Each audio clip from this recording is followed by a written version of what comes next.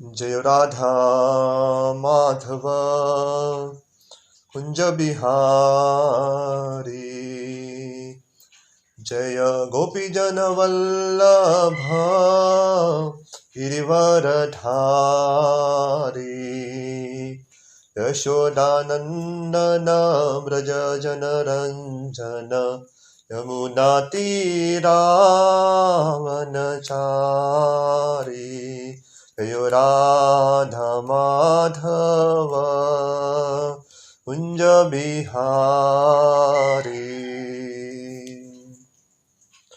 ओम नमो भगवते वासुदेवाय। ओम नमो भगवते वासुदेवाय। ओम नमो भगवते वासुदेवाय। नारायणं नमस्कृत्यं नरं चैव नरोत्तमं देवीं सरस्वतीं व्यासं ततो जयमुदीरये। नष्टप्रायेषु अभद्रेषु नित्यं भागवत सेवया भगवती उत्तम श्लोके भक्तिर्भवति नैष्ठिकी। कृष्णाय वासुदेवाय देवकी नंदनाय च नंदगोपकुमाराय गोविन्दाय नमो नमः। नमो विष्णुपदाय कृष्णप्रेष्ठाय भूतले श्रीमते भक्तिवेदांत स्वामिनिति नामिने। नमस्ते सरस्वती देवे गौरवाणी प्रचारिणे निर्विशेष शून्यवादी पाश्चात्य देशतारिणे। जय श्री कृष्ण चैतन्य प्रभु नित्यानंद श्री अद्वैत गदाधर श्रीवासादि गौर भक्तवृंद। हरे कृष्णा कृष्णा कृष्णा हरे हरे, हरे राम राम राम हरे हरे। हरे कृष्णा। तो श्रीमद् भागवतम की हमारी कथा दूसरे स्कंद में चल रही है और दूसरे स्कंद के दूसरे अध्याय के 4 श्लोक हमने कल तक किए थे। यहाँ पे हमने देखा था कि खटिया इत्यादि क्या आवश्यकता है जहाँ पे जमीन उपलब्ध है, या तकिए की क्या आवश्यकता है जब हाथ है आपके इत्यादि बहुत सारी तुलना की गई थी। तो ये विशेष करके जो योगी रहते हैं या जिन्होंने आत्म साक्षात्कार के पद को चुन लिया है और जो घर छोड़ के जब उत्तर की दिशा में जाते हैं तो उनके लिए विशेष तब है। नहीं तो उसका सारांश क्या है कि एक व्यक्ति को कम से कम जितना आवश्यकता है उसमें रहना है, ज़्यादा ज़रूरत से ज़्यादा कुछ इकट्ठा करने की आवश्यकता नहीं। तो आज हम चर्चा करेंगे श्लोक क्रमांक 5वें की। चिराणि किमपतिना शांति दिशन्ति भिक्षं नेवार्ग्रीपः परभृतः शरीतोऽपि अशूयन् रुद्ध गुह्य किम अजितोवती नोपासन्न कस्माद् भजन्ति कवयो धन दुर्मधान। चित्राणि torn clothes came whether pati on the roads not shanti, that is dishanti giving charity, bhiksham alms not eva also angripah the trees, parabhritah one who maintains other, sharitah the rivers, api also ashushana having dried up, ruddha closed, guha caves came whether, Ajitah the Almighty Lord, Avati give protection, not Upasannan the surrendered soul, Kasmata what for then, Bhajanti flatters, Kavya the learned, Dhana wealth, Durmada andhana too intoxicated by. Translation: Are there no torn clothes lying on the common road? Do the trees which exist for maintaining others no longer give alms in charity? Do the rivers being dried up no longer supply water to the thirsty? Are the caves and the mountains now closed? Or above all, does the Almighty Lord not protect the fully surrendered soul? Why then do the learned sages go to flatter those who are intoxicated by hard-earned wealth? तो ये बहुत सुंदर श्लोका इसका वर्णन किया गया है। तो सबसे पहले प्रश्न पूछा गया है कि कपड़े की क्या आवश्यकता है, कि क्या रास्ते पे फटे हुए गिरे हुए कपड़े नहीं मिलते। तो जो खास करके जो मुनि साधु इत्यादि रहते तो नए वस्त्र खरीदते नहीं, जो भी जिसने भी त्याग किए हुए वस्त्र रहते जो भी उनको प्राप्त होते रास्ते पे या नदी के किनारे जहाँ पे भी, वो उठा के उसे पहन लेते। दूसरा, पेड़ों ने दान दक्षिणा करना बंद कर दिया क्या, तो खाने की आवश्यकता क्या है, क्योंकि पेड़ से फल और ख़ास करके कंदमूल इत्यादि प्राप्त होते हैं, तो आपको विशेष करके भोजन पकाने की क्या आवश्यकता है? क्या पेड़ों ने दान दक्षिणा बंद कर दिए? इतना ही नहीं, पानी इकट्ठा करके रखने की क्या आवश्यकता है? क्या नदियों ने पानी देना, आपकी प्यास बुझाना बंद कर दिया है क्या? तो ये प्रश्न पूछे गए हैं। और इतना ही नहीं, घर की क्या आवश्यकता है? क्या जो पहाड़ रहते उसमें जो गुफाएं रहते वो बंद हो गई क्या? तो पहाड़ में या पहाड़ में जो गुफा रहते उसके अंदर आप नहीं रह सकते क्या? इतना ही नहीं, जो भगवान पूर्ण पुरुषोत्तम भगवान है, उन्होंने अपने शरणागत भक्तों को शरण लेना बंद कर दिया है क्या? तो एक व्यक्ति को डरने की क्या आवश्यकता है जब भगवान अपने भक्तों को या शरणागत व्यक्ति को शरण लेते? तो ये तो इसके अलावा भी जो खास करके जो साधु संत रहते, वो एक गृहस्थ के घर में क्यों आते भिक्षा मांगने के लिए? तो ये प्रश्न पूछे गए। तो प्रोपार उसका स्पष्टीकरण करेंगे तात्पर्य में। तो सबसे पहले, the renounce order of life is never meant for begging और living at the cost of other as a parasite. According to the dictionary, a parasite is a psychopath who lives at the cost of society without making any contribution to the society. तो प्रोपा शुरुआत करते हैं कि ऐसे व्यक्ति को क्यों जीना। एक पैरासाइट जो रहता है, एक छोटे छोटे कभी कभी कीड़े रहते हैं या पेड़ पौधे रहते हैं जो दूसरों का सहारा लेके अपने आप को निवारण करते, या देखा रहे जानवरों के ऊपर यहाँ छोटे छोटे कीड़े रहते, लीची इत्यादि, या पेड़ के ऊपर भी ऐसे पेड़ रहते जो दूसरे पेड़ की शक्ति खींच के अपना जीवन बिताते, तो उसे इंग्लिश में पैरासाइट कहते। तो ये करने की क्या आवश्यकता है करके, तो साधु संत या कोई भी हो, जब तक आप समाज को कुछ योगदान नहीं दे रहे तो वो पैरासाइट के समान ही है।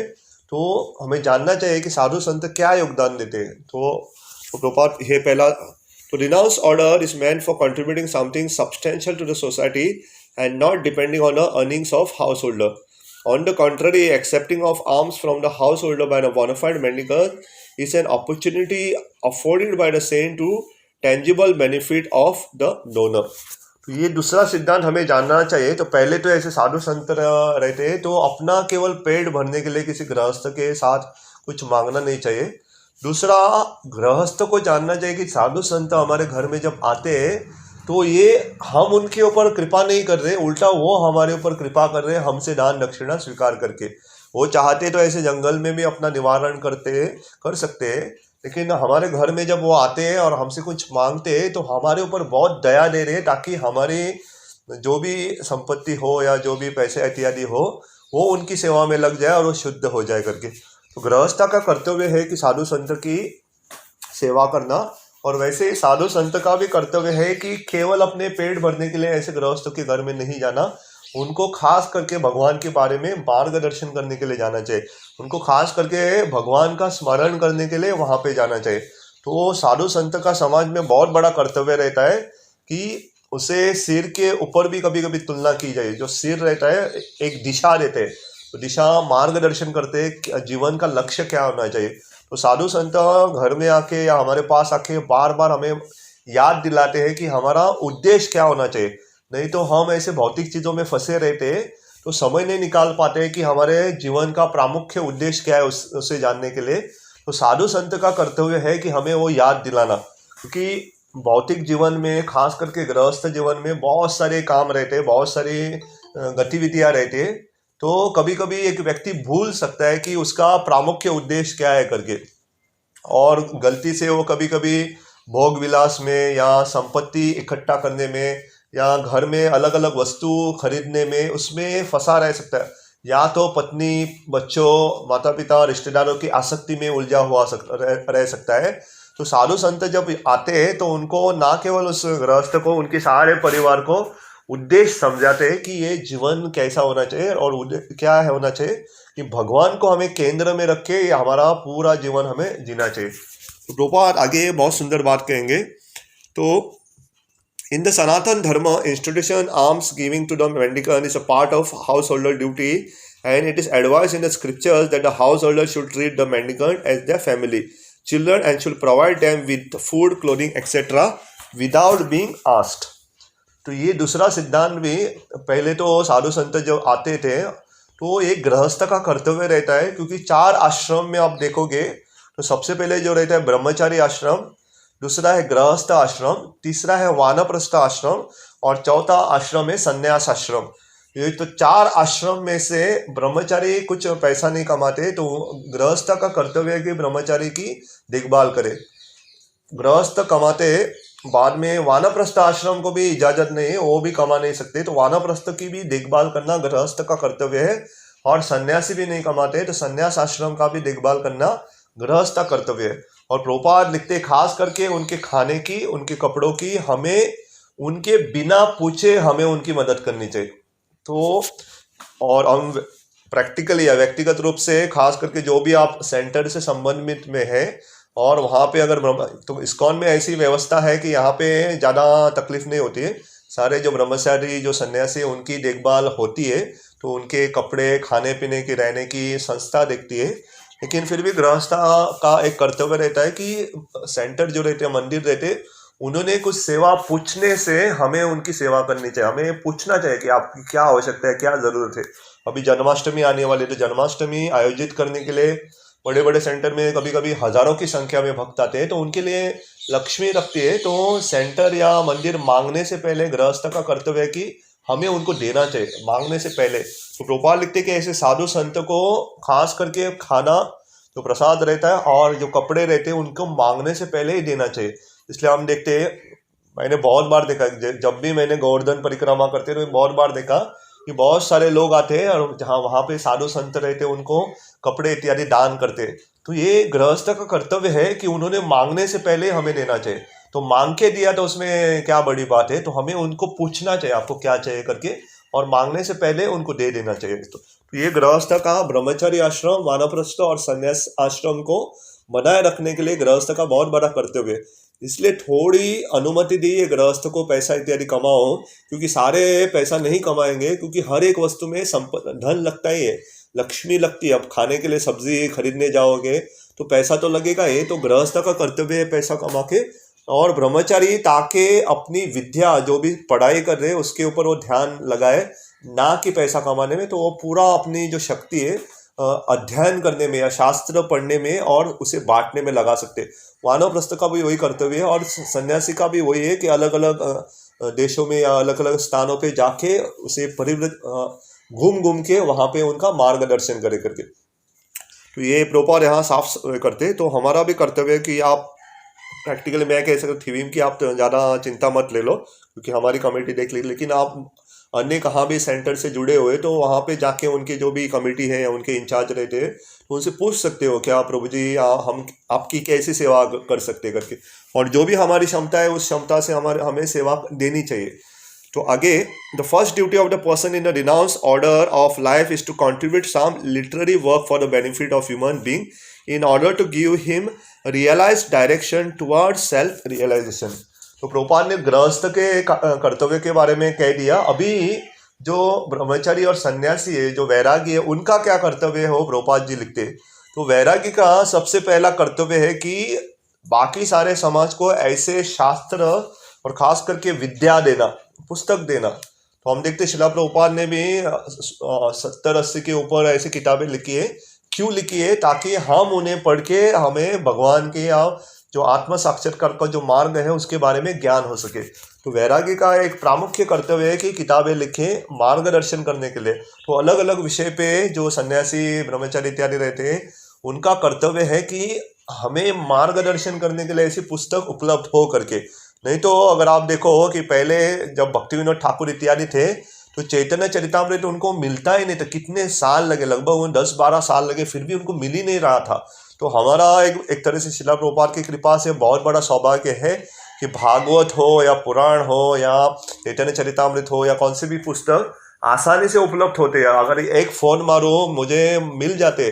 पहले ऐसा नहीं था। पहले अगर आपको कुछ प्राप्त करना है शास्त्र तो लिख के लेना पड़ता था, और वो लिखते लिखते कुछ गलती हो गई तो आपके शास्त्र में गलती हो सकती थी। इसलिए जो लिखने वाला बहुत सतर्क रहना पड़ता था। लेकिन अभी भगवान की कृपा से, प्रभुपाद की कृपा से हमें ऐसे बहुत आसानी से उपलब्ध है, तो उसका फायदा लेना चाहिए। तो परम कर्तव्य, पहला कर्तव्य है एक वैरागी का शास्त्र लिटरेचर जो रहते उसे समाज में उपलब्ध करके देना। तो ये पहला कर्तव्य है। दूसरा, शिला सनातन Goswami, Srila Rupa Goswami and other Goswami of Vrindavan, तो foremost duty discharge by them was to hold learner discourses among themself in Seva Kunj. दूसरा कर्तव्य है कि ठीक है आपने किताबें इत्यादि तो लिख ली, लेकिन इससे भी ज़्यादा महत्वपूर्ण कार्य है एक साथ मिलके भगवान की कथा करना, भगवान के बारे में चर्चा करना। तो एक सन्यासी और वैराग्य का जीवन भगवान की कथा, भगवान की कीर्तन सभी उसमें इर्द गिर्द होना चाहिए। तो प्रभुपाद उदाहरण देते सेवा कुंज में बैठ के, खास करके जो रूप गोस्वामी, सनातन गोस्वामी इत्यादि बाकी गोस्वामी एक इकट्ठा के मिल के आते थे और क्या करते थे, कृष्ण कथा चर्चा करते थे। तो वैरागी का प्रामुख्य कर्तव्य ये भी है कि वो कृष्ण कथा केंद्र में रखे और हमेशा उनके बीच कृष्ण कथा हो करके। मुझे भी याद है क्योंकि मैंने भी थोड़े समय के लिए ब्रह्मचार्य आश्रम में रुका हूँ, तो हम जानते हैं तो हमारी भागवत कथा के अलावा भी ब्रह्मचारी कथा होती थी जहाँ पे हम अलग अलग शास्त्रों के ऊपर अध्ययन करते थे और हमारे वरिष्ठ ब्रह्मचारी नज़र रखते थे कि क्या हम सही में जो हमारे शास्त्र है उसका अध्ययन कर रहे। तो उनकी कृपा से हमने भागवतम कितनी बार पढ़ के हो गया, उनकी कृपा से हमने चैतन्य चरितामृत भी कितने बार पढ़ के हो गया।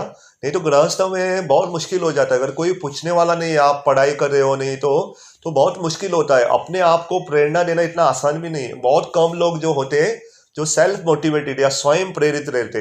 नहीं तो कोई अगर आपका वरिष्ठ है जो आपको पूछता है नियमित रूप से, ये बहुत अच्छा है, क्योंकि हमें उनसे गुस्सा नहीं करना है मुझे पूछ रहा है करके साधना कैसी चल रही है। अगर ऐसा कोई व्यक्ति है जो आपको बार बार पूछ रहा है तो भगवान की बड़ी कृपा है, क्योंकि अगर कोई पूछेगा ही नहीं तो हम करेंगे ही नहीं। जैसे अभी पुरुषोत्तम महीने में हम जानते हैं कि आमतौर पे हम इतना भजन सुनते या गाते नहीं, लेकिन पुरुषोत्तम महीने में हम कितने भजन गा रहे हैं। सुबह सुबह उठ के तो मैंने तो आदत डाली है कि जगन्नाथ अष्टकम में सुनता हूँ, सुबह सुबह उठ के जगन्नाथ अष्टकम करनी चाहिए। जय राधा माधव में यहाँ पे ही करता हूँ ताकि उसका भी फल प्राप्त हो। दोपहर से पहले चौरांग अष्टकम गाने का प्रयत्न करता हूँ या मैं सुनने का प्रयत्न करता हूँ। उसके अलावा जो भगवान के भगवद गीता के 15वां अध्याय वो गाते हैं। उसके अलावा श्रीमद् भागवतम के 10वें स्कंद के 14 अध्याय पढ़ते। उसके अलावा अगर समय है तो शाम के समय नंदन नंदन अष्टकम गाते हैं। तो बाद में एक मुनि ने दिया हुआ वो जो मंत्र है उसको श्रवणम करते। तो अगर समय है तो जगन्नाथ अष्टकम गाते। तो बहुत सारे क्या क्या उपलब्धि किए। ये क्यों कर रहे हैं? तो क्योंकि किसी ने तो पूछा है, किसी ने तो बताया है। तो इसलिए अगर कोई पूछने वाला है हमें तो बहुत अच्छी बात है। तो ऐसे व्यक्ति को हमें आदर के साथ बहुत संभाल के रखना चाहिए। अगर हमारे जीवन में कोई भी हमारी साधना के बारे में पूछने वाला नहीं है तो हम बहुत गहरी समस्या में है, क्योंकि कोई तो हमारे ऊपर नजर रखने वाला है। तो हमें जानना चाहिए कि बहुत सुरक्षित है करके। तो हम देखते हैं जब छोटे बच्चे खेलते हैं ना, तो उनकी माँ, खास करके माँ या पिता, जो भी उनके माता पिता रहते हैं, उनके ऊपर नजर रखते हैं। तो हालांकि बच्चों को लग रहा है कि उनको कोई देख नहीं रहा है, लेकिन माँ की नज़र हमेशा बच्चे के ऊपर ही रहती है। माँ हालांकि प्रवचन में भी बैठे, लेकिन उनका ध्यान हमेशा बच्चों के ऊपर रहता है। तो ऐसे ही हमें भी ऐसे वरिष्ठ भक्त होने चाहिए जो हमारे बिना जाने हमारे ऊपर नज़र रख रहे। तो आपको भी मालूम नहीं रहे, मैं भी, मेरे ऊपर भी बहुत भक्त जो है वरिष्ठ भक्त नज़र रख रहे। और मैं भी, क्योंकि मेरी भी थोड़ा कर्तव्य है, तो मैं भी थोड़े भक्तों के ऊपर नज़र रख रहा हूँ कि उनकी साधना इत्यादि या उनकी मनोवृत्ति में क्या बढ़ोतरी हो रही या नहीं। क्योंकि ये चेतना रखना बहुत आवश्यक है। क्योंकि भक्ति तो बहुत लोग कर सकते हैं, लेकिन सही मनस्थिति जिसे कहते हैं, या इंग्लिश में एटीट्यूड, तो सही एटीट्यूड या सही मनस्थिति में भक्ति करना बहुत आवश्यक है। और प्रभुपाद इसका उल्लेख श्री ईशोपनिषद और विशेष करके उपदेशामृत के प्रेफरेंस या तात्पर्य में शुरुआत के भाग में भी लिखते हैं कि हमारी कृष्ण भावनामृत में जो प्रगति होती है वो हमारे मनस्थिति के ऊपर निर्भर है, हमारे एटीट्यूड के ऊपर है कि हम कैसे, जैसे अगर आपको जपा कैसे करने हैं तो हमारे जस्ट कल ही बहुत सुंदर एक लेख हर्षराधा माता जी ने शेयर किया था, एक सुंदर माता जी के बारे में। उन्होंने बहुत सुंदर अनुभव किया। तो हमें जपा कौन से भावना में करने चाहिए, कौन सी तीव्रता से करने चाहिए, समझ में आता है तो भक्त अपने निवारण करते। तो ये दूसरा पॉइंट हो गया। पहला तो उनको शास्त्र देने चाहिए। दूसरा, जो कथा रहती कृष्ण कथा, ऐसे वैरागी का कर्तव्य है कि क्या करे, चर्चा करे करके। बाद में temple was establish by Srila Jiva Goswami and where the actual samadhi tombs of Srila Rupa Goswami and Srila Jiva Goswami are laid for the benefit of all in human society. They left behind them immense literature of transcendental importance. Similarly, all the acharyas who already accepted the renounced order of life aim at benefiting human society and not at living a comfortable or irresponsible life at the cost of other. तो ये जितने भी आचार्य हैं उन्होंने सब कुछ त्याग करके भोग करने के लिए ऐसा नहीं किया, ताकि समाज में उनका योगदान हो और वो एक बहुत वैरागी का जीवन अपने पालन कर सके और समाज को दिशा देने के लिए उन्होंने करते किया। तो ये जो मिलते थे सारे आचार्यगण, वो मंदिर का नाम है राधा दामोदर मंदिर। तो विशेष करके अभी आप आज भी जाओगे तो वहाँ पे अलग ही, तो यही मंदिर है जहाँ पे शिला प्रभुपाद भी बहुत साल तक रहे थे और उन्होंने अपने कमरे से वहाँ रूप गोस्वामी की भी समाधि है, उनको दर्शन होते थे और स्वयं रूप गोस्वामी उनके स्वप्न में उनको दर्शन देके उनको अलग अलग उपदेश भी दिए। तो हमें जानना चाहिए कि जब हम भगवान और उनके विशेष पार्षद उनके आचार्यों की सेवा करते हैं तो ये मार्गदर्शन करते, वो आचार्य हमें प्रेरणा देते क्या करना चाहिए करके। तो प्रभुपाद को भी उन्होंने ये किया था। तो ये हमें तीसरा, तो however those who cannot give any contribution should not go to the householders for food. For such mendicants, asking bread from the householder are an insult to the highest order. तो प्रभुपाद ये तीसरा मुद्दा वैरागी के लिए कहते हैं, अगर वैरागी जो शास्त्र है वो नहीं दे रहे या कथा नहीं दे रहे या मंदिर में उनको ऐसी सुविधा नहीं प्रदान कर रहे, तो ऐसे वैरागी को गृहस्थ के घर में नहीं जाना चाहिए। और ऐसे वैरागी अगर घर में जाते हैं किसी के, वो संन्यास आश्रम या वैरागी आश्रम के ऊपर बहुत बड़ा धब्बा है। तो जब तक आप किसी को कुछ देते नहीं तब तक उनसे कुछ मांगना नहीं चाहिए। तो मैं थोड़े वक्त पूछ रहे थे कि हम भी इस साल थिविम में खास करके घर घर में जाके कुछ डोनेशन नहीं मांग रहे। उसका कारण भी है क्योंकि जब तक हम किसी को कुछ देते नहीं उससे कुछ मांग नहीं सकते। तो ये भी एक नियम है। लेकिन दूसरा नियम ये भी है कि ये एक मौका प्राप्त होता है कि जो भक्ति मार्ग में ही नहीं है, जो नए नए लोग हैं या जो कर्मी है या जो नास्तिक भी है, ऐसे लोगों की अगर संपत्ति थोड़ी भी भगवान की सेवा में लग जाए तो उनकी भी सफलता हो जाती है, उनका भी योगदान हो जाता है। तो इसलिए, लेकिन हम उनके घर घर में नहीं मांग रहे, लेकिन जब भी वो जन्माष्टमी कार्यक्रम में आएंगे तो वहाँ पे उनकी इच्छा है तो दे सकते हैं दान दक्षिणा इत्यादि। तो यहाँ पे भी वैरागी के बारे में प्रभुपाद साफ साफ कहते हैं, अगर आप योगदान नहीं कर रहे हो समाज के लिए, अगर आप गृहस्थों को खास करके किताब के रूप में या कथा के रूप में कुछ दे नहीं रहे तो उनसे धन भी स्वीकार नहीं करना चाहिए। इसलिए कहते हैं, मैं ऐसे वैरागी को भी जानता है, तो वो गृहस्थ के घर में कुछ प्रसाद भी नहीं लेते जब तक उनको कुछ नहीं देते। कुछ नहीं देते का मतलब कथा नहीं करते या कीर्तन नहीं करते, तब तक वो प्रसाद नहीं लेते। तो बहुत बार क्या हो जाता है, जब गृहस्थ किसी वैरागी को या किसी को प्रसाद के लिए बुलाते तो थोड़े थोड़े हम कभी कभी इतने आतुर रहते कि पहले प्रसाद स्वीकार करते हैं, लेकिन ऐसा नहीं करना चाहिए। तो जब तक हम उनको कुछ न दे, या तो हम छोटा कीर्तन करना चाहिए या थोड़ी कथा करनी चाहिए। तो कथा संभव नहीं है तो थोड़ा तो कीर्तन करना चाहिए प्रसाद से पहले, ताकि वो ऋण से मुक्त हो सके। क्योंकि अगर आप नहीं दोगे और केवल स्वीकारते रहोगे तो आपको ऋण लगेगा। तो अलग अलग प्रकार के ऋण रहते हैं, उसमें अगर किसी से भी कुछ स्वीकारते हो तो हम बद्ध रहते हैं कि उसे वापस देने के लिए। तो वापस वैरागी तो आपको पैसा नहीं देंगे, तो आपको क्या दे सकते हैं, कीर्तन दे सकते हैं और खास करके भगवान की कथा दे सकते हैं और भगवान के जो तत्व है उसे समझा सकते हैं आपको। क्योंकि गृहस्थ के पास इतना समय नहीं रहता कि सारे शास्त्र पढ़े, और पढ़ के भी इतनी बुद्धि नहीं रहती है बहुत बार कि वो समझे। क्योंकि हमारी बुद्धि बहुत जगह पे लगी हुई रहती है, हमारे परिवार में, हमारे बच्चों में, हमारे पैसा कमाने में, हमारे कंपनी में काम करे, या बहुत जगह पे बुद्धि रहती है। तो ऐसी बुद्धि में शास्त्र समझने के लिए कभी कभी कठिनाई होती है। तो हमारा कर्तव्य है कि ऐसे वैरागी जो ब्रह्मचारी सन्यासी है उनके पास शरण लेके हमारे जो भी समस्या है, प्रश्न है जो शास्त्र से हमें समझ में नहीं आ रहे हैं, उनको पूछ सकते हैं। तो ये रूपा साफ करते। तो such mendicants are in abundance in the age of Kali. When a man becomes a mendicant willfully or by circumstance, he must be of firm faith and conviction that the Supreme Lord is the maintainer of all living beings everywhere in the universe. Why then would he neglect the maintenance of a surrendered soul who is sent person engaged in the service of the Lord? तो ऐसे वैरागी को ये उनके लक्षण के बारे में प्रभुपाद अभी चर्चा कर रहे हैं कि पूरा विश्वास होना चाहिए कि क्या भगवान मेरी देखभाल करेंगे, क्योंकि मैंने भगवान की शरण ली है तो भगवान देख लेंगे करके। तो ये पूरा विश्वास होना चाहिए। A common master looks of the necessities of his servant, so how much would the all-powerful, all-opulent Supreme Lord look after the necessities of life for a fully surrendered soul? तो साधारण भी एक मालिक रहता है तो अपने सेवक की सारी ज़रूरतों के बारे में देखता है। तो मैं थोड़े महीने पहले एक छोटा सा आर्टिकल पढ़ रहा था, तो नाम नहीं बताएंगे, एक कंपनी का मालिक है, उन्होंने अपने सारे कामगार को, जितने भी लोग उनके काम करते हैं, उनको सारे लोगों को क्या किया, कार गिफ्ट की थी। तो मालिक जानते हैं कि उनके कर्मचारी का ध्यान रखना है। या मेरी कंपनी में मैं जहाँ पे काम करते थे, तो हमें अलग अलग ईयरपॉड्स दिए थे, अलग अलग वस्तु दिए थे, बड़े बैग्स दिए थे। तो मालिक, छोटे साधारण मालिक भी अपने सेवक जो भी सेवा करते हैं उनका ध्यान रखते हैं। तो जो सबसे मालिकों के मालिक है, सबका मालिक एक है, जिसे कहते हैं भगवान, पूर्ण पुरुषोत्तम भगवान। क्या वो अपने भक्तों का ख्याल नहीं रखेंगे? क्या उन्हें मालूम नहीं कि हमें क्या चाहिए? वो देंगे। तो आपको अलग से कुछ परिश्रम करने की आवश्यकता नहीं है। He simply savages it from the rejected torn clothes, though it is thrown in the street. In general rule it is that a mendicant devotee will accept a simple small lion cloth without asking anyone to give in charity. When he is hungry, he may go to magnolia tree with draw fruit, and when he is thirsty, may drink water from the flowing river.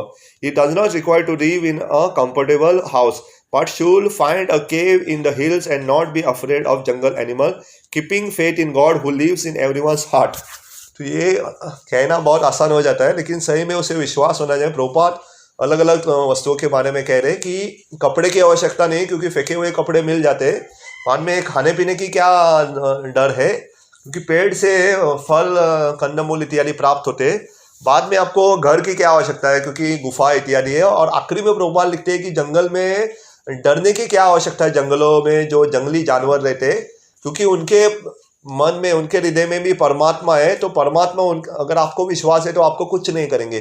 तो जंगल में रहने वाले साधु संत को जानवर क्यों कुछ नहीं करते? क्योंकि उनको पूरा विश्वास है कि वो कुछ नहीं करेंगे और भगवान उनकी रक्षा करते। तो हम जाएंगे तो हमें जानवर खा भी सकते हैं, क्योंकि हमारा विश्वास इतना नहीं है। लेकिन अगर ऐसे व्यक्ति का विश्वास पूरा है कि वो कुछ नहीं करेगा, तो वो कुछ नहीं करेगा। वो शेर हो या कोई भी बाघ हो, कुछ भी जंगली जानवर आपको कुछ नहीं करेगा, अगर आपको भगवान के ऊपर पूरा शरण है। तो भगवान के ऊपर विश्वास पूरा नहीं तो मत जाओ ऐसा टेस्टिंग मत करो, क्योंकि ऐसे साधु संतों को पूरा विश्वास रहता है, इसलिए कोई उनको कुछ नहीं करता। तो द लॉर्ड में dictate to tigers and other jungle animal not to disturb his devotee Haridas Thakur, a great devotee of Lord Chaitanya, used to live in such a cave, and by chance a great venomous snake was co-partner to the cave. Some admirer of Thakur Haridas, who had to visit the Thakur every day, feared the snake and suggested that Thakur leave that place. Because the devotee was afraid of the snake and they were regularly visiting the cave, Thakur Haridas agreed to the proposal on their account. But as soon as this was settled, the snake actually crawled out of his hole in the cave before everyone present and left the cave for good. तो प्रभुपा उदाहरण देते हरिदास ठाकुर था। हरिदास ठाकुर भी गुफा में रहते थे, वहाँ पे बहुत बड़ा एक बड़ा सांप था। तो लोग डरते थे, तो लोग हरिदास ठाकुर को उन्होंने कहा कि ये सांप है, इसलिए लोग डर रहे आपको मिलने के लिए। तो हरिदास ठाकुर ने कहा ठीक है, मैं और कहीं जाता हूँ। तो जैसे ही वो सांप ने सुना कि हरिदास ठाकुर उस गुफा से और कहीं जाने वाले, तो सांप निकल के चला जाता है। कि सांप के मन में भी परमात्मा है, तो उनको, सांप को भगवान ने प्रेरणा दी कि आप ये गुफा छोड़ के चले जाओ, ताकि हरिदास ठाकुर को रह सके। तो सांप तो बहुत सारे उनको छेद या गुफाएं मिल सकती है, हरिदास ठाकुर को रह सके, ताकि भक्त भी उनको मिलने के लिए आए करके। तो आगे, so this is the tangible example of how the Lord gives protection to a bona fide devotee like Thakur Haridas. According to the regulation of the Sanatan Dharma institution, one is trained from the beginning to depend fully on the protection of the Lord in all circumstances. The path of the renunciation is recommended for the acceptance by one who is fully accomplished and fully purified in the existence. This stage is described in the Bhagavad Gita 16.5 as a Devi Sampat. तो एक सनातनी हमें पहले से बचपन से सिखाया जाता है कि भगवान के ऊपर निर्भर रहो, और ऐसे स्तर को कहते हैं देव संपन्न, या संस्कृत में उसे देवी संपत भी कहते हैं। तो देवी संपत का मतलब ऐसे भक्त जो भगवान के ऊपर पूरी तरह से आधारित है। तो मैं 1 मिनट एक्स्ट्रा लेता हूँ, थोड़ा तात्पर्य बचा है, नहीं तो कल लेना पड़ेगा। So all material asset will overcome him disappropriately, and thus one will be forced into the entanglement of different miseries of material life. A sannyasi should live alone without company, and he must be fearless. He should never be afraid of living alone, although he is never alone. The Lord is residing in everyone's heart, and unless one is purified by the prescribed process, one will feel that he is alone. But a man in the denounced order of life must be purified by the process, thus he will feel the presence of the Lord everywhere and feel will have nothing to fear, such as being without any company. Everyone can become a fearless and honest person if his very existence is purified by the discharging of prescribed duty. For each and every order of life, one can become fixed in one's prescribed duty by faith, oral reception of Vedic instruction, and assimilation of essence of Vedic knowledge by devotional service to the Lord. ये आखिरी मुद्दा प्रभुपाद जी लिखते हैं कि एक साधु संत जब जंगल में रहते हैं, वो उनको अकेला ही रहना चाहिए। तो सही में वो अकेले नहीं रहते, क्योंकि उनके हृदय में परमात्मा रहते हो, तो अकेले नहीं है। तो जस्ट मैं जाने से पहले ये भी कहना चाहूँगा कि अगर कोई किसी को भी लगता है कि मेरे पास कोई नहीं है, मेरा माता पिता या मेरे पत्नी पति या मेरे बच्चे कोई सुन नहीं रहे, और कभी कभी वो तनाव में जाते हैं, डिप्रेशन में चले जाते हैं, तो डरने की क्या आवश्यकता, कोई नहीं है। कह रहे हो ये झूठ है, कोई नहीं, क्या हमारे साथ हमेशा परमात्मा रहते, हमेशा भगवान है। जब भी हम पुकारते हो तुरंत वहाँ पे उपस्थित होते।